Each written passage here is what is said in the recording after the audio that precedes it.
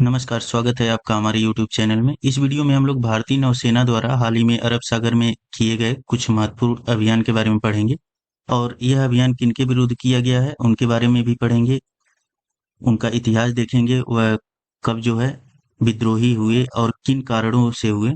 जैसे सोमालिया के जो लुटेरे हैं, वह कब लुटेरे बन गए और यह हूती विद्रोहियों के बारे में भी पढ़ेंगे। उसके बाद से भारतीय नौसेना के बारे में स्टडी करेंगे इसी लेक्चर में। चलिए वीडियो को स्टार्ट करते हैं। वीडियो को आप लोग ज़्यादा से ज़्यादा लाइक करें, शेयर करें और चैनल को सब्सक्राइब कर लें।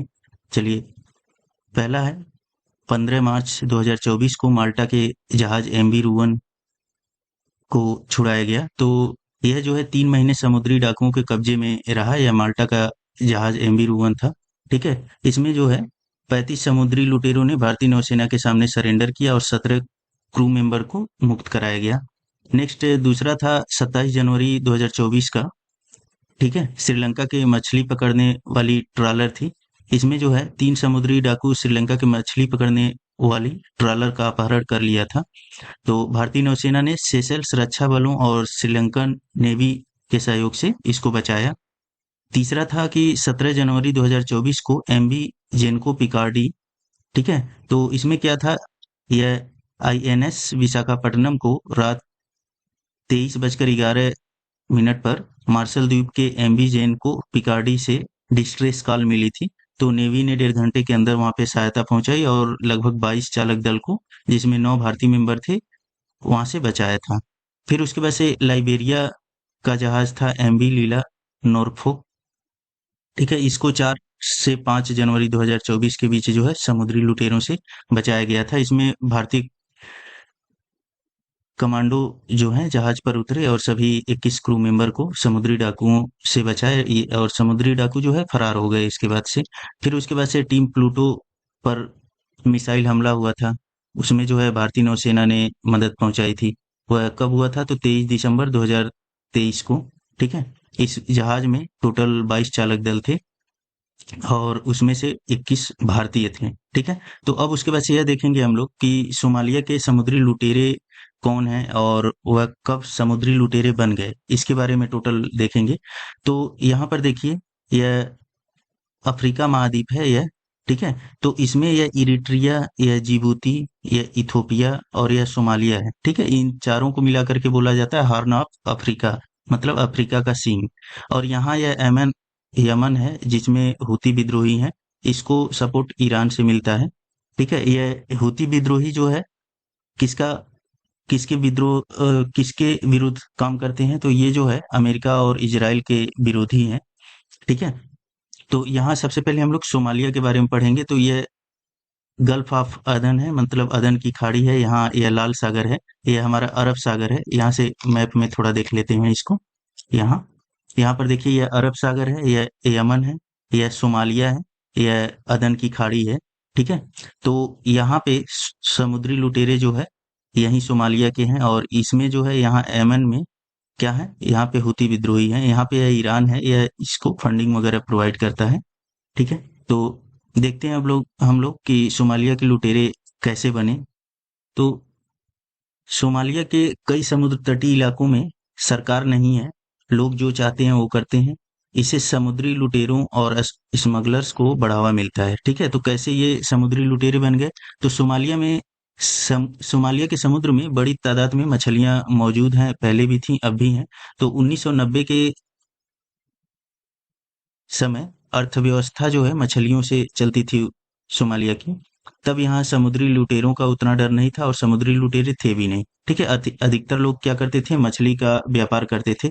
उसके बाद से क्या हुआ कि यहाँ पे सिविल वार हुआ और सरकार और नौसेना यहाँ पर नहीं रह गई। सरकार का उतना समुद्री क्षेत्र पर कंट्रोल नहीं रह गया। ठीक है, तो इसका फायदा कुछ विदेशी कंपनियों ने उठाया और उन्होंने क्या किया, बड़े-बड़े ट्रॉलर लेकर के आकर के वहाँ पे मछलियाँ पकड़ने लगे और सोमालिया के लोग छोटी नावों का इस्तेमाल करते थे मछलियाँ पकड़ने के लिए। तो इसलिए क्या हुआ कि यहाँ पे बेरोजगारी बढ़ गई, रोजगार यहाँ पर छीनने लगे इन लोगों के। इसके बाद से वो परेशान होकर के 1990 के बाद इन देशों के लोगों ने हथियार उठा लिया और समुद्री लुटेरे बन गए, क्योंकि यहाँ पे समुद्री मालवाहक जहाज़ों का बहुत सा ज़ख़ीरा सोमालिया के तट से होकर के गुजरता था। तो ये मछुआरे से लुटेरे बने लोग जहाज़ों को निशाना बनाना शुरू कर दिए। जहाज़ छोड़ने के बदले फिरौती लेने लगे। साल 2005 तक ये धंधा इतना बड़ा हो गया कि एक पायरेट स्टॉक एक्सचेंज बना दिया गया। यानी लुटेरों के अभियान को फंड करने के लिए लोग इनमें इन्वेस्ट करने लगे। बदले में लोगों को लूटी हुई रकम का एक बड़ा हिस्सा मिलता था। ठीक है, तो ये जो है सोमालिया का डाकुओं के टोटल इतिहास है। ठीक है, अब उसके बाद से हूती विद्रोही कौन थे जो यमन में है? तो हूती यमन का एक शिया मिलिशिया ग्रुप है। इस समूह का गठन 1990 में हुसैन अली हूती ने किया था। हूतियों ने यमन के तत्कालीन राष्ट्रपति अली अब्दुल्ला सालेह पर भ्रष्टाचार का आरोप लगा करके शासन के खिलाफ आंदोलन छेड़ दिया। हूती जो है खुद को अंसार अल्लाह यानी ईश्वर के साथी भी कहते हैं अपने आप को। ठीक है, और अमेरिका द्वारा इराक पर 2003 में किए गए हमले के विरोध में हूती विद्रोहियों ने एक नारा दिया, ईश्वर महान है।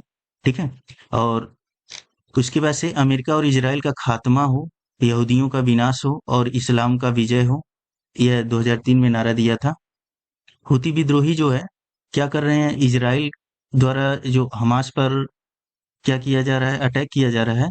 ठीक है, तो उसके विद्रोह में क्या कर रहे हैं ये कि अमेरिका इजराइल का चूंकि सपोर्ट कर रहा है, तो इसलिए ये क्या कर रहे हैं, अमेरिकी और यूरोपीय जो जहाज वगैरह हैं उनसे संबंधित उस पे लगातार वो अटैक कर रहे हैं।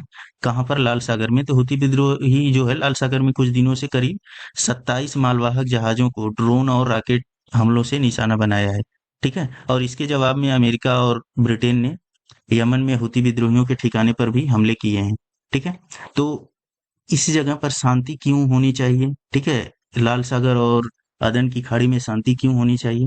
तो स्वेज नहर जो है एशिया और यूरोप को जोड़ता है, लेकिन इसके लिए अदन की खाड़ी और लाल सागर से होकर के मालवाहक को गुजरना होता है, जहां से ग्लोबल ट्रेड का 15% हिस्सा इसी रास्ते से होकर के जाता है। और सोमालियाई डाकू और हूती विद्रोही जो है इसी को निशाना बनाते हैं।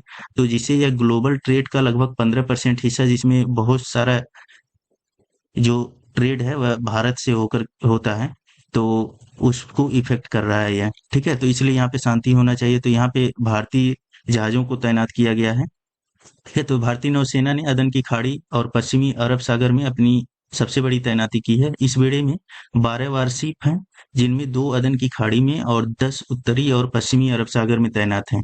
ठीक है, अब भारतीय नौसेना के बारे में थोड़ा देख लेते हैं।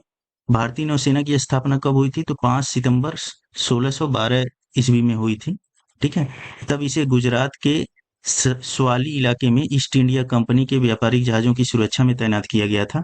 ठीक है, पहले भारतीय नौसेना का नाम जो है ईस्ट इंडिया कंपनी मरीन रखा गया था 1612 के आसपास।